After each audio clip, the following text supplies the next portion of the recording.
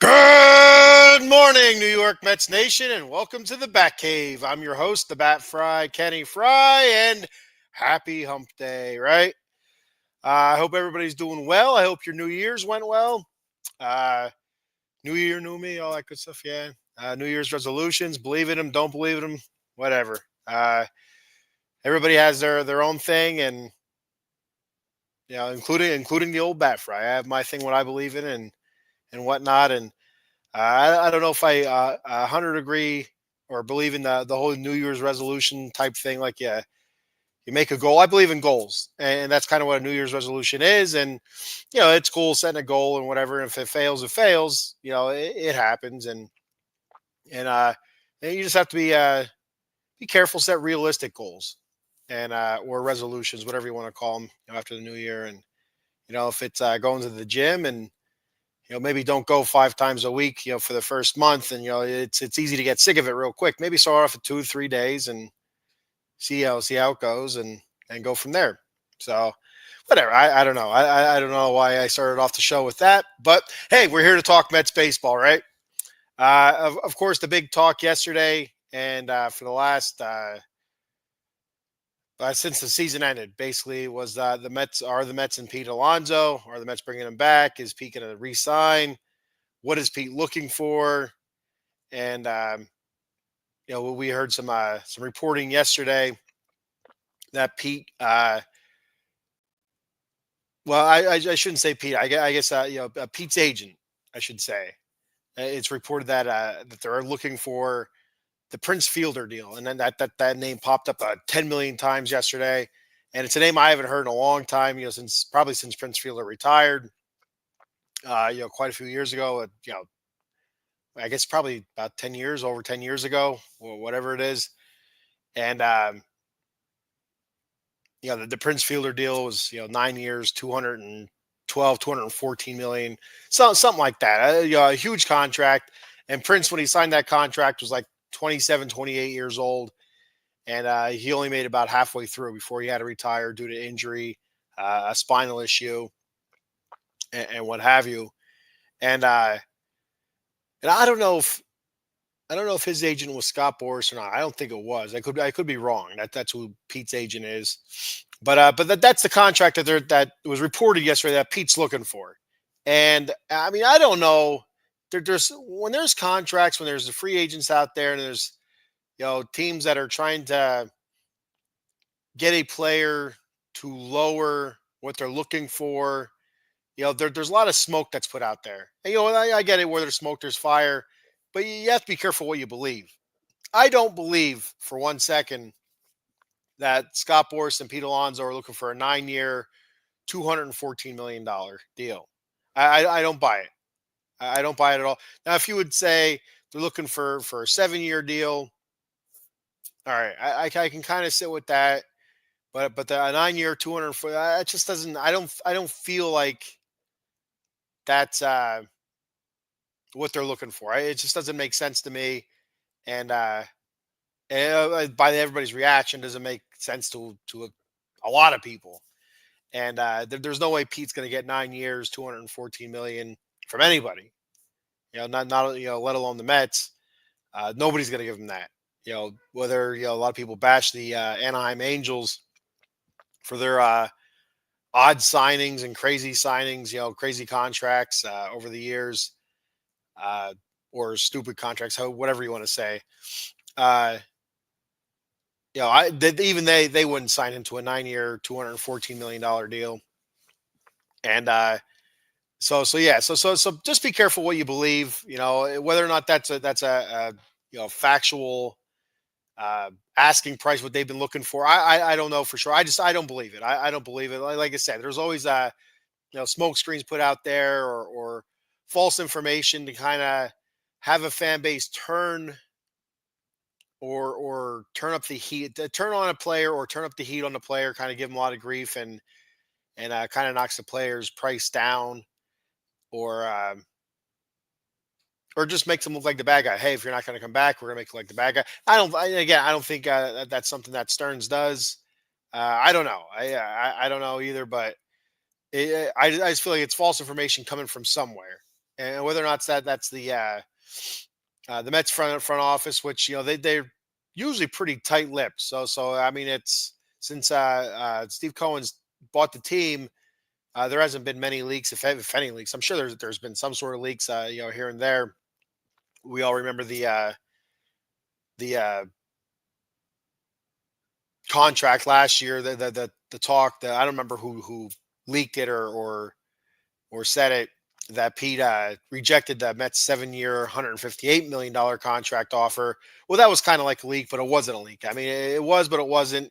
And you don't know exactly where that information came from. That come from you know Pete's old agent. Because I guess he was with a different agent back then when he received that contract offer before he signed with Boris. So you don't know exactly where that came from. So you don't know if that's a Mets leak or a different type of leak. But this guy had privileged information, and he let everybody have that information. So really don't know what to believe. But I would think that if anything, if he's not going to sign with the Mets and he's going to get a long term deal, if he gets a long term deal, I don't see it going past 7 years. I think 7 years would be max, and then I think 7 years makes sense. Now, if you're 5 years into that deal, and if Pete's still raking, you could easily see him restructure for another year or two, to add on to that, make it stretch it out to an 8 year, 9 year deal then possibly. But until then, I just can't see a 9 year deal being being in that man's future, which is unfortunate, for him, because that's a lot of money that he could have made, but it is what it is. That's where the market's that's what the market's dictating his worth is. And again, I say this every show. I'm a big Pete Alonso fan. I think he's worth more than what he's been offered, but I'm a little bit biased. It's harder for me to give an unbiased opinion because I'm not a professional podcaster. I'm a fan that enjoys talking about my favorite teams, and one of my favorite teams are the Mets. And currently my favorite player that was on the Mets, he's not currently a Met right now, is Pete Alonso. So I don't get paid to do this, so I don't see any reason why I need to be unbiased. So most of my bias is with Pete, and I'd like to see the Mets re-sign Pete. And now if the Mets don't re-sign him, Pete, then it is what it is. I'm you know forever going to be a Mets fan. That's just the way it is. And but we'll see what happens. It's getting old. It's getting old fast. I'm sick of hearing about it. I'm sure, like most of you fans are. You're sick of hearing about it. You're sick of talking about it. Is he going to sign? Is he not going to sign? What's this offer? What's that? The offer, I guess last week was, or 2 weeks ago, that he supposedly turned down was 3 years, $90 million. I don't know if that's true or not. Again, who knows? That's a pretty high AAV, but the years aren't there. And if he wants the years, so if he wants the years, it kind of um, begs the question: why did he turn down the 7 year deal? $158 million, which is a pretty good uh, AAV in itself. Maybe not quite what he wanted, but it's still pretty good. And if it's just the years, I it's not going to happen. If it's factual that he's looking for 9 years, $200 million plus, it's not going to happen. And and again, he could do another prove it year. He's still not going to get 9 years, $200 million. If he goes out there and hits 50 home runs and has 130 RBI, hits 250, 260, he's still not going to get a 9 year, $200+ million deal. It's just not going to happen. And it's unfortunate. It's a bit of a bummer, but we'll see what happens. For everything you hear, the Mets are still a front runner to re-sign Pete. And the Mets still need another big bat there in the middle of their lineup, even though they gave basically $750 to Juan Soto. They still need another bat there. Juan's going to get on base a lot, so somebody's going to knock in a lot of runs. Francisco getting on base at a really good clip. Juan Soto, his career numbers say he gets on a lot. and so there's going to be traffic on the base paths, and so somebody's going to benefit from that. Whether that's going to be a Vientos or Nimmo or or other. I'd like to plug Pete in there, but it could be anybody. Bregman. You keep hearing rumors swirling about Bregman. Still being in the Mets crosshairs, and now the latest rumors were the Mets looking to possibly trade for Vlad Guerrero Jr. Great young talent. Absolutely great young talent. But here's the other thing is, you know, he's coming up in the last year of his contract, and the rumors are that he's going to be looking for north of $500 million. Like Jesus, criminy! The amounts of money that these guys are signing for nowadays are just absolutely insane. I mean, if you're under 25 and you're a phenomenal baseball player, you're about to cash out really, really well, and you're coming up on your free agent year. But if you're 25 and you're just coming into the league and you're not really established yet, the team has control over you for 4 or 5 years. You're going to be in for a bit of a bummer, because you're going to get your year 30, 31 season, and you might be at your peak, but you're not going to get paid like you think you should get paid, because they feel like, all right, this is your peak, and once you're at your peak, you're going to come down the other side. So things are going to start. Uh, your numbers are going to start to regress, and that's what most analysts. That's what most you figure GMs and analytical departments. That's how they view it, and that's how they figure it out, and that's how they predict your worth. And they feel like Pete is on his downslope. Last season a bit of a good bit of a letdown, but there's different factors that go that way into that. It's you know could the man not handle the pressure of being on a prove it year? Was the pressure too much for him? He handled pressure well in the playoffs, but that the contract pressure, different type of pressure, money, and where's my next paycheck coming from next year? Who am I going to be? Am I going to be in New York or this, that, the other? I don't know if that's weighed heavy on his mind or not, but that's what a lot of people point to, and it's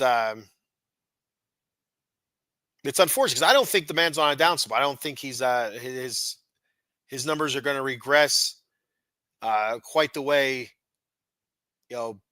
most analysts, pundits, whoever are viewing it. They're okay, 30 was it 33, 34 home runs this year, and 88 RBI, whatever it was.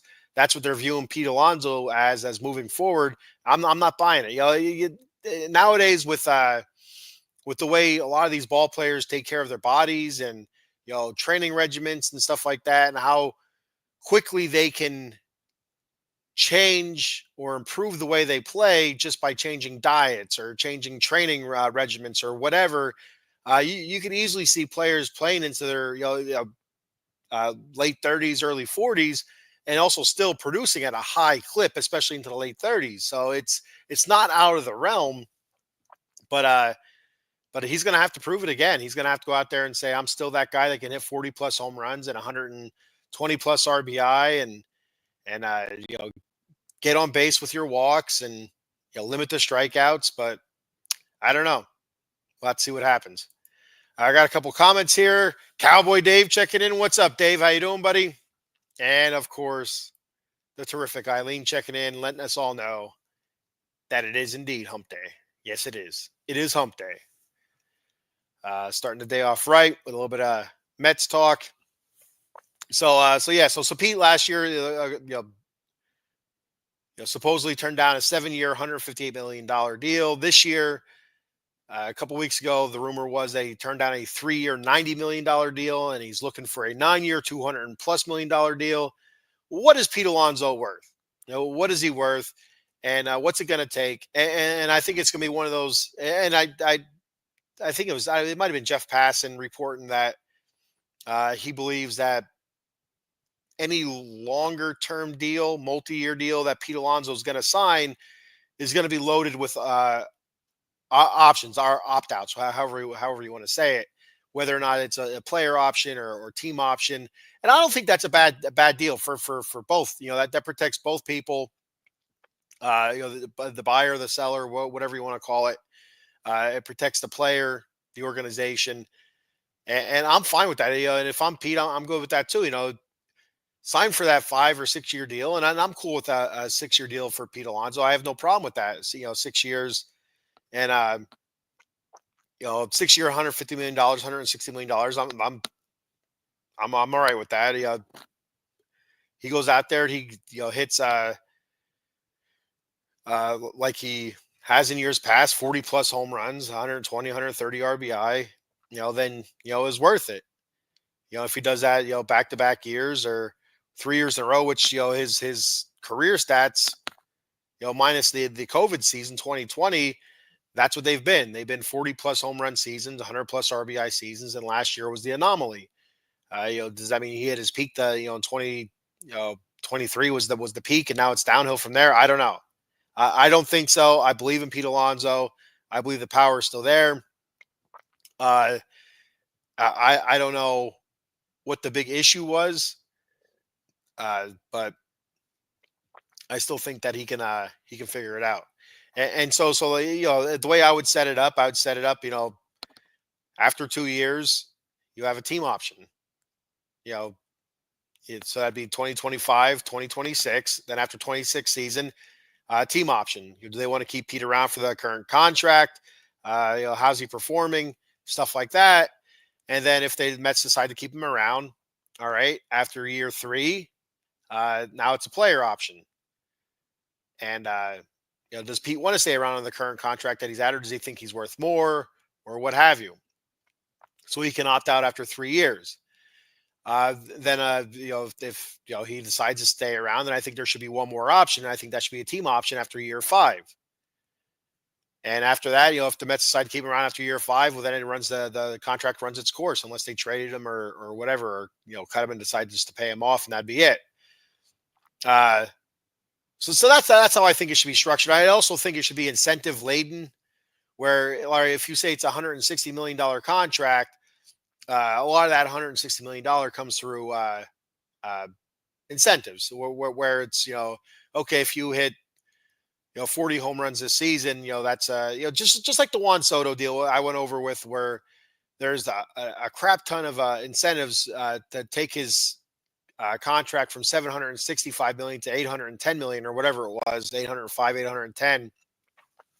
And I think Pete should have a contract structured something like that, where it might be a $125 million contract overall, or not overall, initially, but he has the opportunity to earn to $160 million. So I mean, that's another way for a prove it type deal, where it's not a 1 or 2 year deal with an incentive to opt out or whatever, where he almost kind of gets his long term deal, he almost kind of gets his money, and he can prove it that he's worth it. So I don't know. It's though there's a bunch of different options, and that's how I look at it.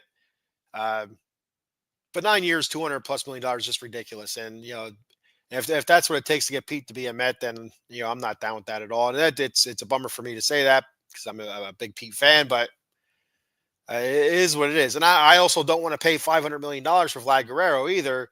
And I get it; he is super young, 25, 26 years old.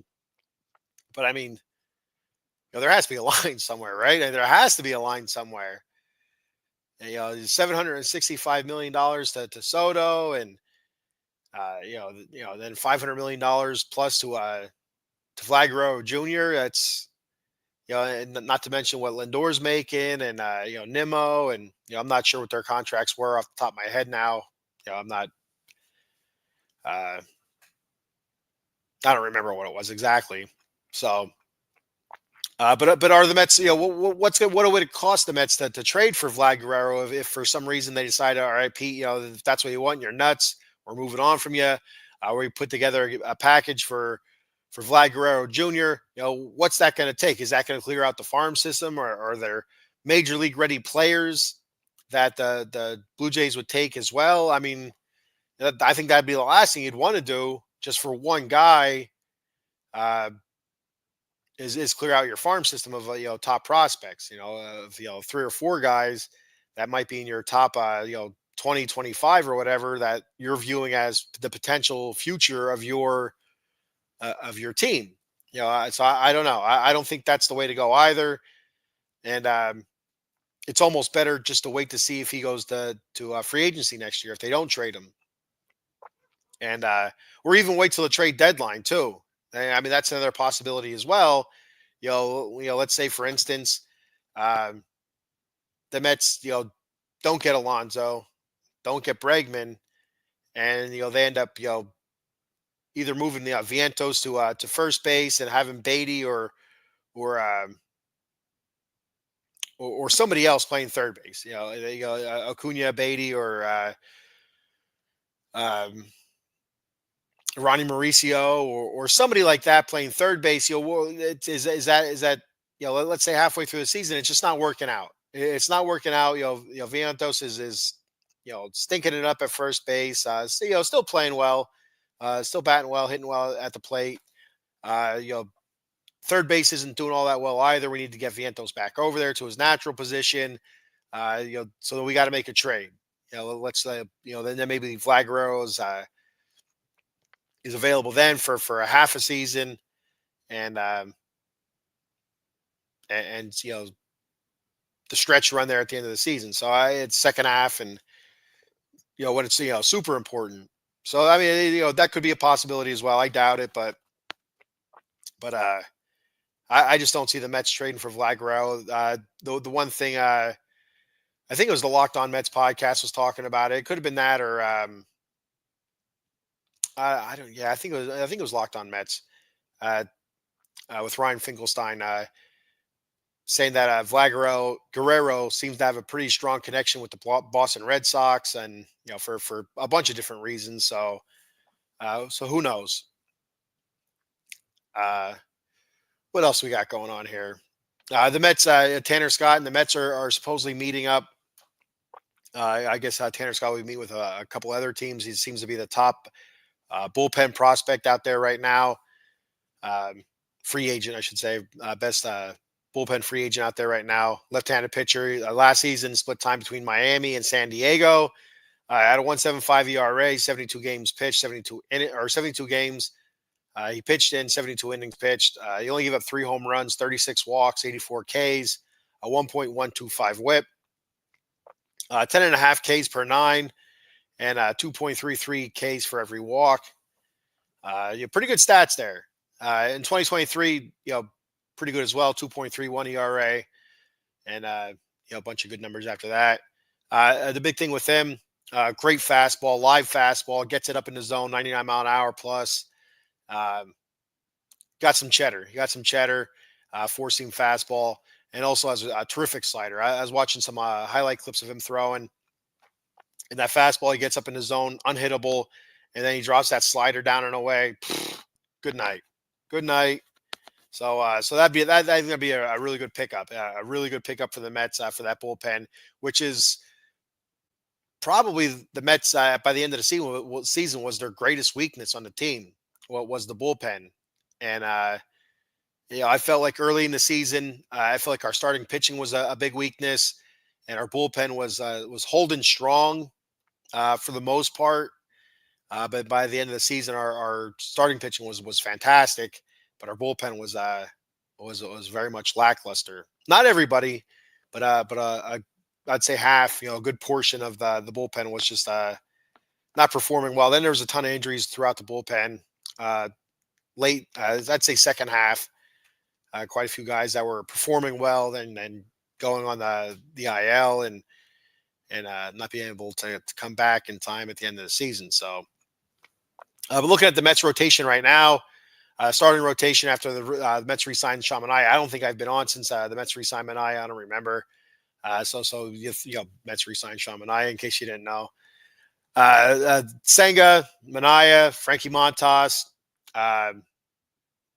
David Peterson, Clay Holmes, and Paul Blackburn, currently on the injured list. I think they're predicting him to be back, probably sometime in May. So he could be your number 6 starter. But until then, who's your 6th starter? Because we all know you have Kodai Senga pitching. He's used to pitching that every 6th day, which again, this will be his technically his 3rd season with the Mets. Even though he only pitched 1 game during the regular season last year due to injury.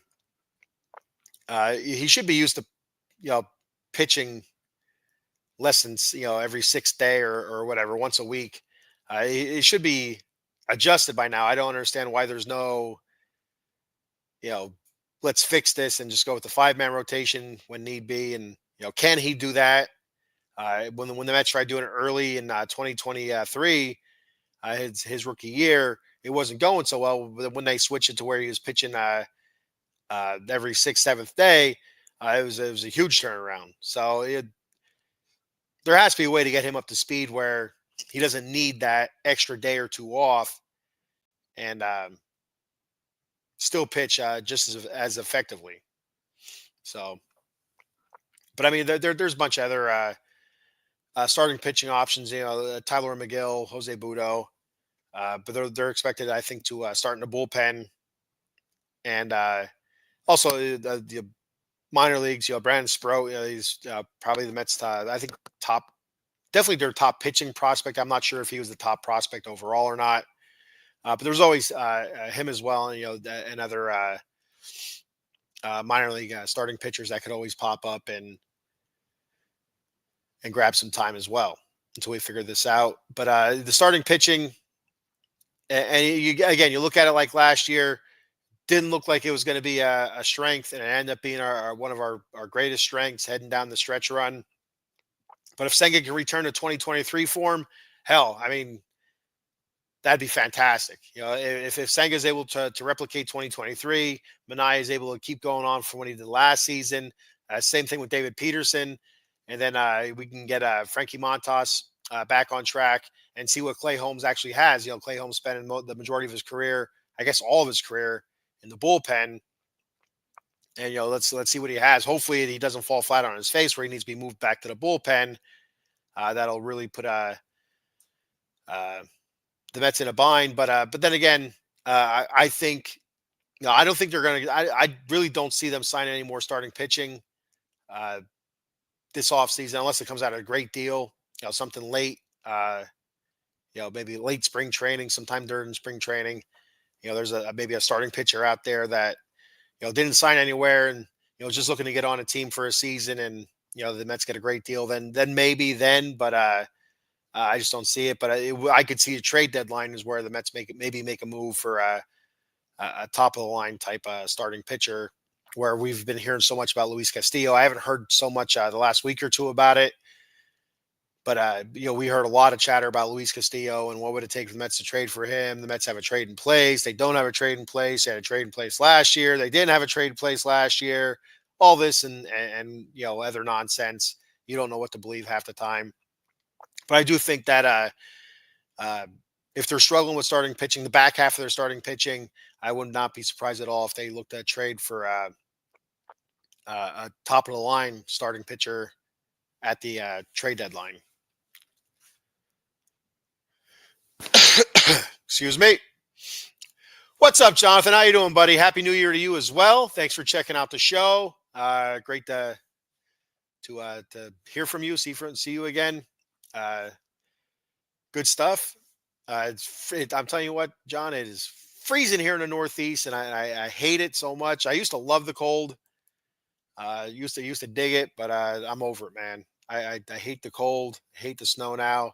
I'm becoming a grumpy old man. So, yeah, it's a bummer.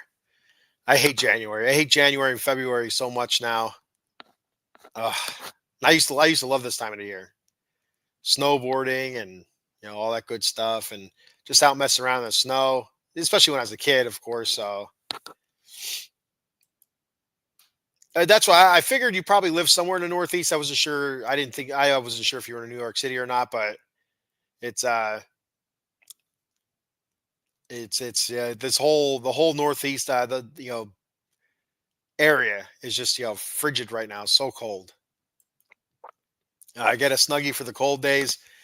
I do. I blanket up. I blanket up pretty hard. I don't have a Snuggie, but usually I throw on a pair of jogging pants and throw the blanket over until I have to go to work, and then I have to. Then I usually throw. Right now I'm wearing shorts, so I'm here bitching about the cold, and I'm wearing shorts. but I usually wear shorts at work, and so and it's like it's one of those deals. Like, oh man, I hate the cold so much, but I only have to deal with it for a couple minutes going from my truck to inside the building, and then I'm good to go because it's I wouldn't say it's toasty in the building, but it's warm enough where it doesn't bother you. And so, but now I'm at home and I'm still in the shorts and my legs are freezing. It's like, oh man. And it's my legs. I never thought my legs would be cold. My legs are usually not all that cold. I'm shorts all year round kind of guy, but I've been wearing a lot of jeans lately, a lot of jeans, and I don't like it. I'm not used to it. So, so John, you're living in New York City. You're a Mets fan, I assume, or maybe you're just a fan of me, but I assume you're a Mets fan since you're checking out the Batcave. What are your thoughts on the rumors yesterday that Pete Alonso, Scott Boras are looking for a 9 year, 214, 212, whatever it was, $1 million deal?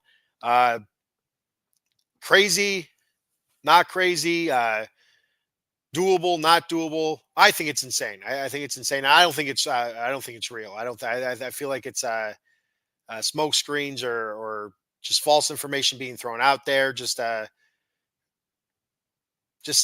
don't know. I don't know why they do it. To be honest with you, I have no idea why they do it, but it happens every year when there's a big time free agent out there. You hear about some sort of crazy deal or asking price, and you're like, what the hell are they thinking? And then a week or two later, they're signed for something that makes a lot more sense. And so it's I don't buy the fact that they're looking for 9 years, 200 plus. I mean, Scott Boras, a lot of people don't like Scott Boras. He's a sneasel, he's a snake, whatever.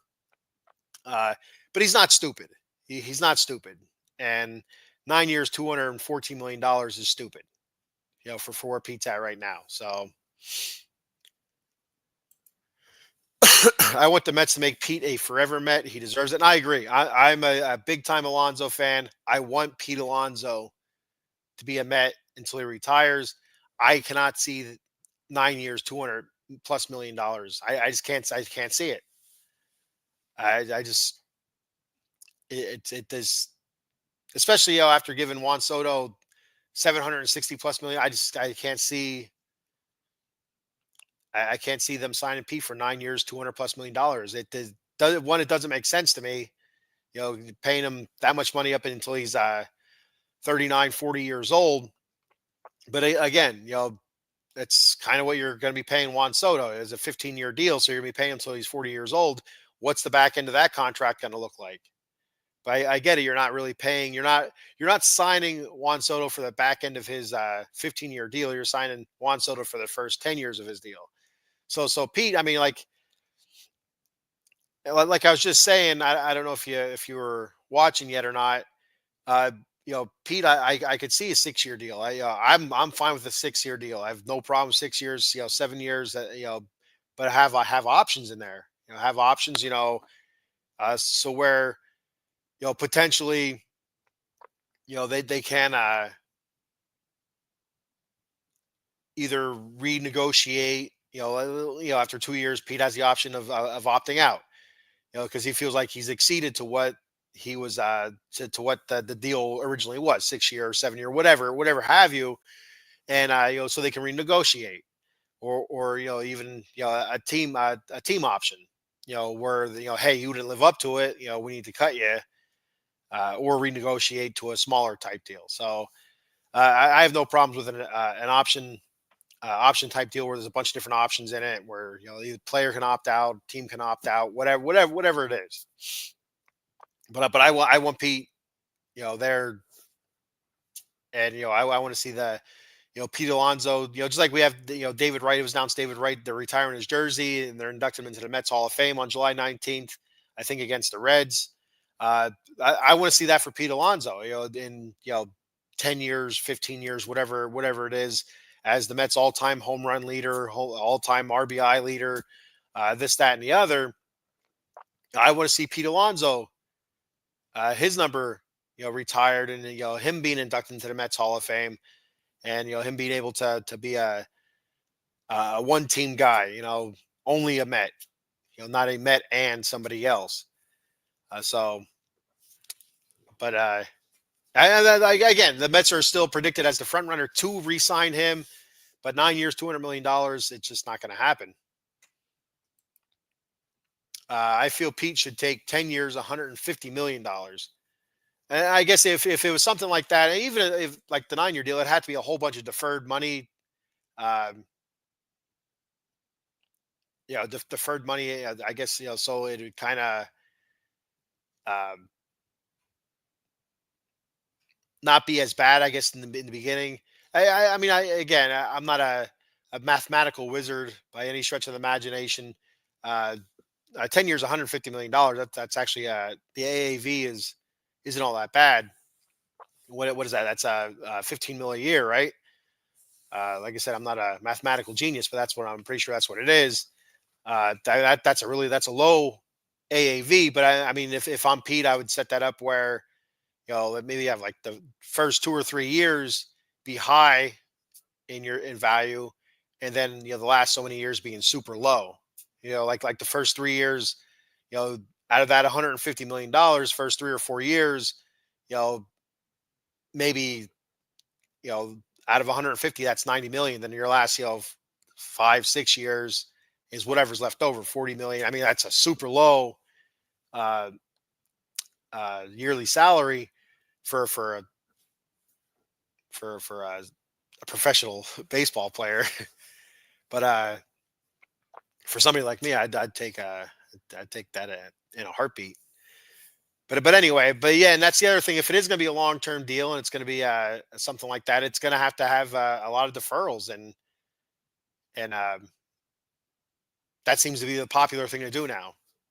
So, and I wouldn't doubt it at all uh, if that's something that does come about. If it is okay, we'll give you 7 years, 8 years, 160, $175 million, but it's going to be heavy deferral. It's going to be you know options and all the crazy mumbo jumbo they throw in these contracts nowadays.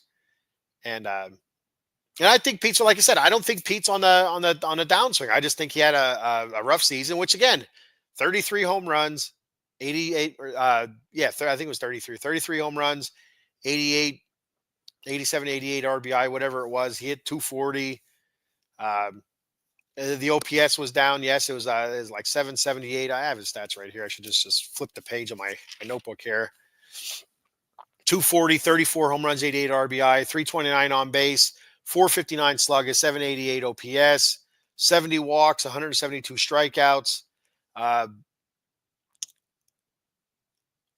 46.5% hard hit percentage, 21.4% of his hits were opposite field. So that's one thing I was looking at in advanced stats on what is it? I think it was baseballreference.com. And I was looking at Pete Alonso's advanced stats, and I'm like including myself, saying Pete needs to start going opposite field with these pitches.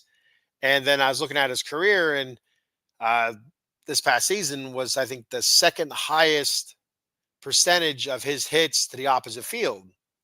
I'm like, well, damn, I guess he was taking it to the opposite field. But I also feel like this season was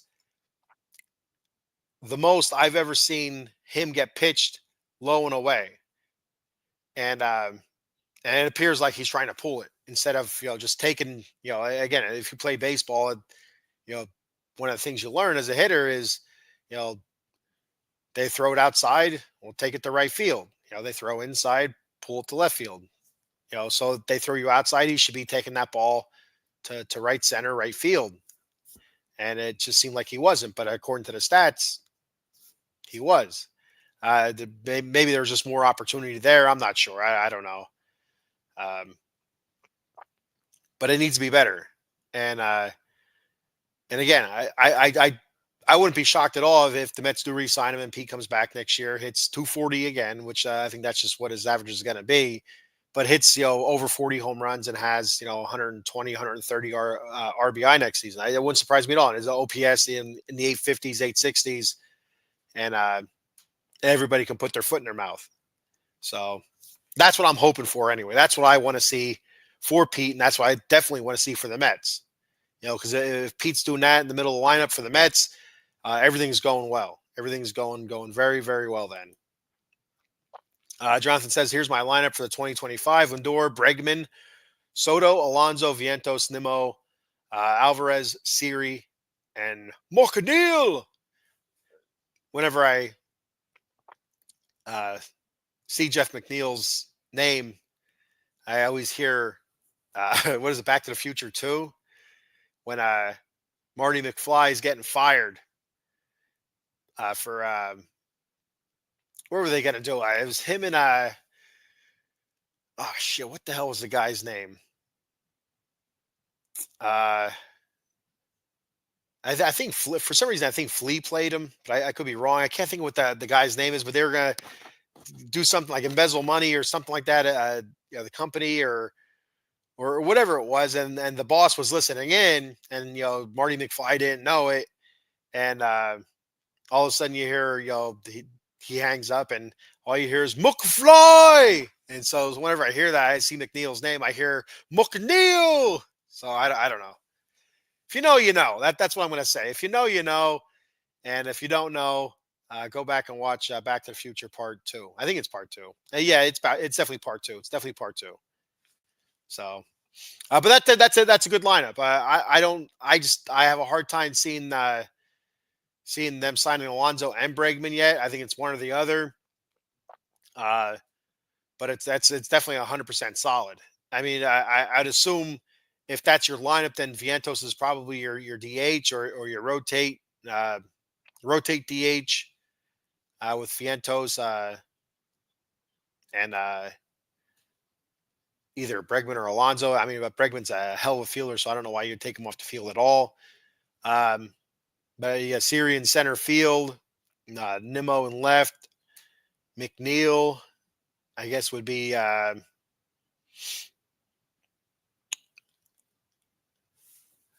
Where would McNeil be? Would he be? So yeah, oh yeah, he'd be second base. You have Soto out in right field, or even Soto could be your DH. Now that'd be one too many fielders then.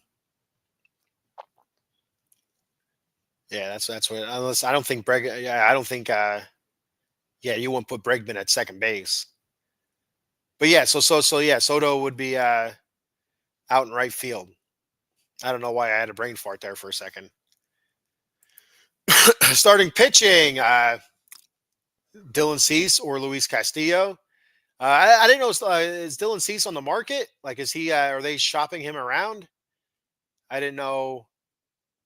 I haven't heard anything about that, but of course, the Luis Castillo. I've been hearing a lot about that. Of course, Senga, Manaya, Peterson, Holmes, and Buto. So what? Where do you have Frankie Montas? Is he not? Does he go to the bullpen? Is he just out? Period. Uh, but I mean, the Dylan Cease, Luis Castillo, absolutely. Yeah, either one of them, I'd absolutely take it. And depends on what we'd have to give up for him. That's where I would go with it. I just hate to dump a whole bunch of you know prospects that the Mets have been steadily building up in their farm system. It's probably the best farm system that I can remember. And I don't wasn't as a baseball fan really following the farm system all that long, so I don't really pay attention to it until recently, until I started actually doing this and just realized how important the farm system is. And but before that, but I mean, I just can't remember the Mets ever really having too many young players coming up and making a huge impact. Minus like your David Wright and Jesus, I can't think of his name right now. Um, Shit, I can't think of his name. He was our shortstop with David Wright. Oh God, I can't think of his name. I can picture him. His name's right there on the tip of my tongue. But I keep wanting to say Lindor. It's God damn it, Francisco, get out of my head. Um, I don't remember. I give up. But yeah, so I mean, the one thing is with the starting pitching there. like I said about Frankie Montas and Clay Holmes being a bullpen guy, first year starter. It's going to be interesting to see what he's able to do. If he's able to um, fall right into that role as a starting pitcher and not having any or very few bumps in the road, that'd be awesome. But if he goes out there and he struggles, it's just going to be it's gonna be interesting to see what they do with him. If they move him back to to the bullpen or not. And yes, thank you, Jonathan, very much. Jose Reyes was the name. Yes, I mean, I could see him. I could see his number and everything like that. I couldn't. Yeah, Lindor kept popping in my head. It's like, no, it's not Lindor. Stop it. But that's just how my mind works. Uh, Padres ownership is fighting for control. Ceases on his walk here. So yeah, so I guess the right deal comes along on somebody on his final season there. Uh, you would listen to pretty much anything, get anything you can for him. Bregman Alonso market has crashed. They are taking the Boers special 3 years with opt outs every year, which I guess for the most part has probably worked out for most of his clients. I mean, that's one thing last season when guys like Chapman, the pitcher that went to Los Angeles, he signed with the Giants, went to Los Angeles. Blake Snell. Um, there was another guy or two that were expected to have huge contracts but didn't get them. That were Boris clients, and the talk was Scott Boris loses touch, or the teams on to him now, and then we're back to this. Juan Soto gets a huge deal, and Scott Boris is the snake in the grass, weasel, sneasel, and everybody hates him again. So everything's right in the world, I guess, when everybody hates Scott Boris. Montgomery, yeah, Montgomery was another pitcher. He's not on the market. He was did he sign with Texas last year? Or no? It wasn't Texas. Was it Arizona? I think he came from Texas. I don't know. Bellinger, yeah. So I think that's what you mean there, Belly. The D-backs. Okay, that's why I thought I said Texas at first, but I think he came from Texas, and for some reason I felt like he was with the Diamondbacks. And what do you think about San Francisco signing Justin Verlander? Is Max Scherzer is he going to retire? You think Scherzer's going to find somebody as well? I was actually I saw a report before Verlander signed that there was a chance the Mets might be interested in a 1 year deal with Verlander, which when he pitched for the Mets, he wasn't all that bad. He pitched. I thought he pitched well. Not up to what you were hoping for from this, the season he had with the previous year with the Houston Astros, where it was the AL Cy Young and was a sub 2 ERA and all that good stuff. But he would have been a nice plug into the rotation there, especially with a 1 year deal. But him signing with the Giants, I was kind of surprised by that, and but not surprised he's still in the league. He's still a very serviceable, good pitcher. So with a ton of experience and a ton of knowledge and all that good stuff. It's just too bad that Scherzer wasn't such a dickhead, or I'd say bring him back. But I'm not a Scherzer fan. He is the epitome of. If you open up a dictionary, it says dickhead. I just picture Scherzer's face there. And even Scherzer, he pitched. Scherzer, you have to look at it. He pitched well for the Mets as well. The short time he was here, I just felt like there was times on there where he was a dickhead. Plain and simple. I love the Mets. Doesn't mean I have to love all the players. And I just was not a fan of Scherzer. But if he wins, he wins. He helps us win. I'm cool with it. I can get over it. But once he's not there, dickheads all around. There we go. That's how I view Justin or Max Scherzer. Verlander will probably do well, but the deferrals. I mean, the Dodgers will smack him around. Yeah, probably. Yeah, I mean, any good hitting team is going to smack him around. But if you look in the NL West, uh, you know, Dodgers, great hitting team. Padres, probably a great hitting team. No, they are a great, not probably, they are a great hitting team. Diamondbacks, they seem to be hot and cold with hitting. Um, the Rockies, so he might do well there in the West. Kind of avoid the Dodgers a little bit, or when you do pitch against them, quick leash, perhaps see how he does there. But he might do well for the Giants in the West, and I'm interested to see how it goes for him. To be honest with you, I really want Pavetta, but he has draft penalties attached to him. And yeah, that's the one thing with the when they decline the qualifying offers. That's the one downside of that is when you sign somebody that declined a qualifying offer, you lose draft picks. And I went over with it before. I don't remember what it was that was um, the penalties. Like I guess if the depends on who the player is, and depends on what the penalty is. Then I think that's how it goes. I don't remember exactly. Like I said, I went over that before when they first put qualifying offers out to everybody, and I'm like, well, this is what this means when they decline the qualifying offers and blah blah blah. I don't remember what it was anymore. Tanner Scott, yeah, I was talking about him before, and I was watching some highlight clips of him, and I tell you what, dude is electric, and back to back, really good seasons. So yeah, I'd like Tanner Scott too. A couple 4 years, $60 million. Sounds about right.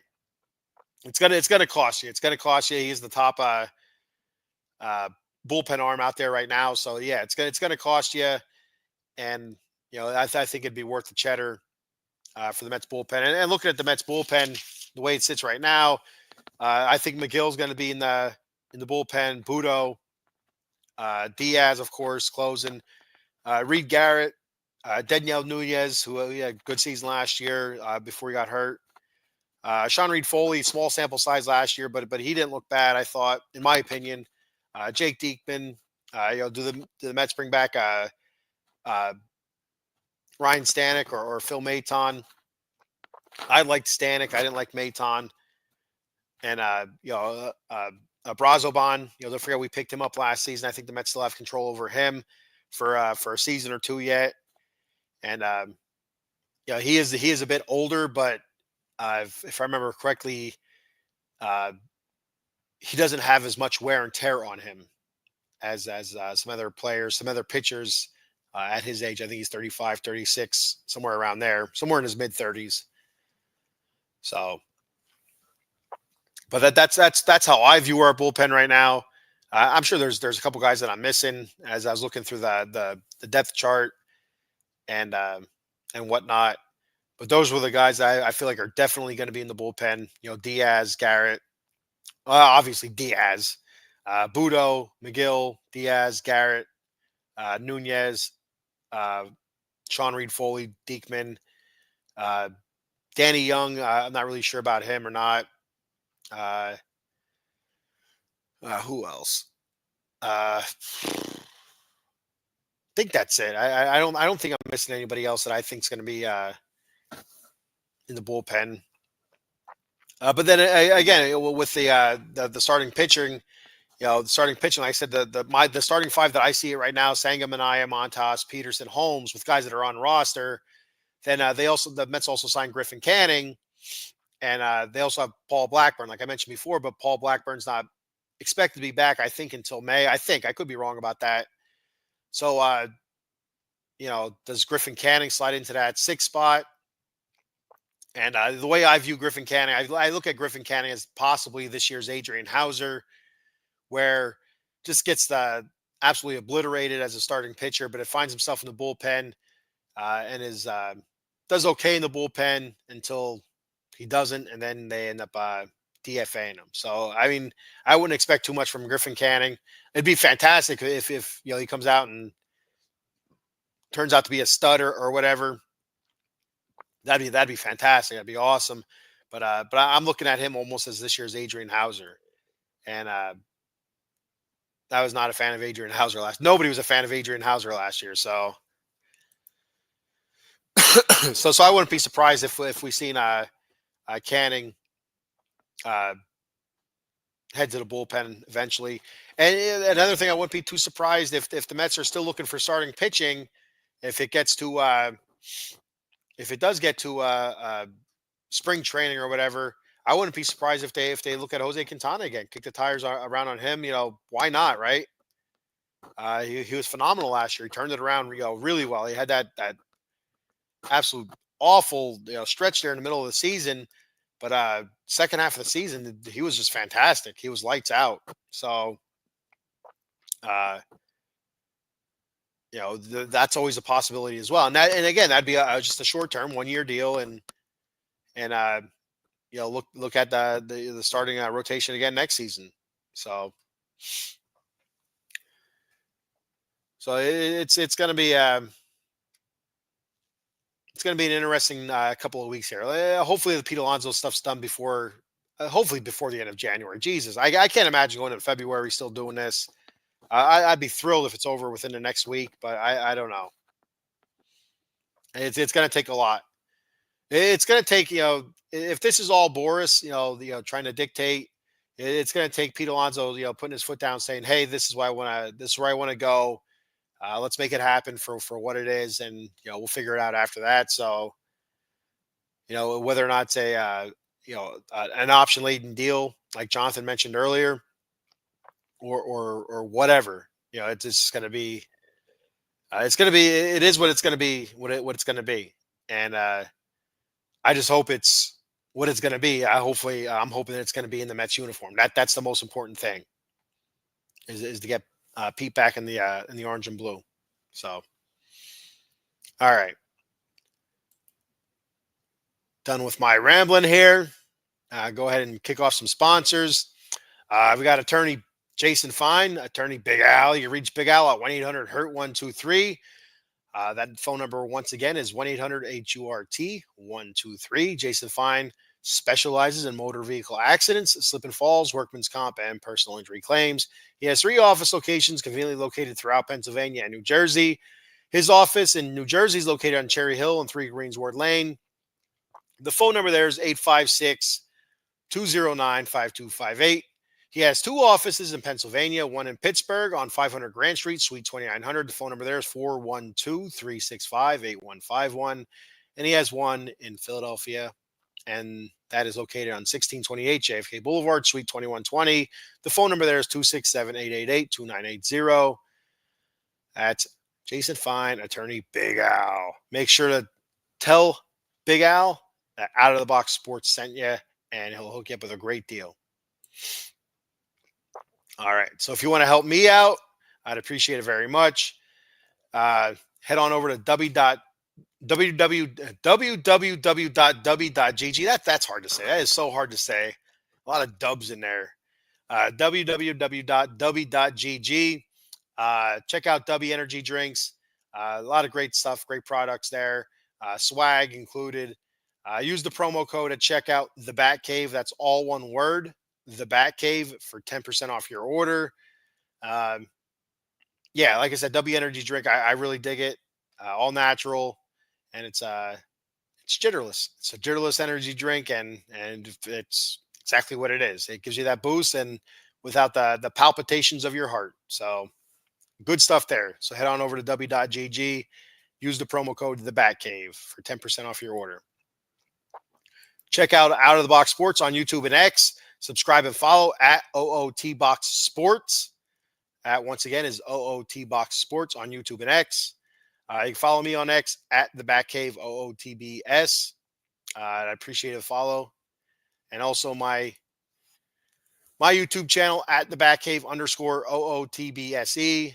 If you don't mind subscribing to that channel, that'd be awesome. I check out all my content, or just follow Out of the Box Sports. Subscribe to their channel. Check out all the Out of the Box content, including my stuff. I also talk Raiders and Las Vegas Raiders and LA Kings, and looking to get back into the wrestling talk. We were doing the Atomic Drop podcast, which is a wrestling podcast. We were doing that every Saturday, but the last couple months kind of took a break from it. Just super busy on the weekend, super busy during the week too. So it's been harder and harder to do this regularly, but I got to figure it out. That when I beginning of the show, I talked about my New Year's resolutions. How I believe in it, but I don't believe in it, goals and whatnot. But one of my New Year's resolutions was to become more regular with the podcasting, a little bit more, you know, like I was before, where usually Wednesdays at 10 a.m. is when the Batcave was, and then you know everything else had a time, and I was set to that, and I would hit those times. And now it's just it's been a struggle, so I'm going to adjust some times and adjust days and see if I can get to a more regular schedule where it's easier for everybody to follow and figure out when I'm going to be on. So I got a couple more comments before I head out.